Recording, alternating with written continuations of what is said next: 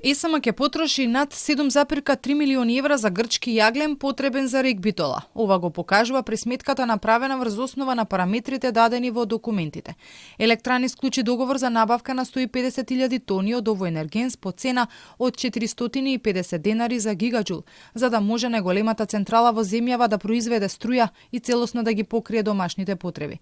Јагленот е од рудник кај Кажани и ова е прв пат да се направи нарачка од таму. Вообичаено договорите се склучуваа со Протергија, фирма ќерка на Митилинеос, име добро познато во македонската јавност.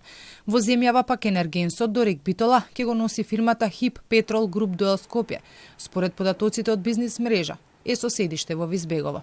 Ова е втора набавка од тендерот со кој ЕСМ бара 730.000 тони јаглен за РЕК. Инаку за двете централи, и во Битола и за Ослом и во Кичево, се барат над 1.000.000 тони. Овие количини практично се набавуваат затоа што не можат да се обезбедат на домашен терен. Македонските рудници одамна во целост не можат да го испорачаат потребниот јаглен. Пред известно време од ЕСМ соопштија дека дел од рудникот во Осломе се затвора затоа што целосно биле исцрпени неговите резерви. Со ваквите набавки се зголемува и трошокот на компанијата, кој потоа може да се пресмета во понудата на новата цена на струјата од ЕСМ, од која најмногу зависи какви сметки ќе плаќаат домакинствата, но и малите потрошувачи. Сега изнесува 65 евра за мегават час и е далеку под производната на електрани.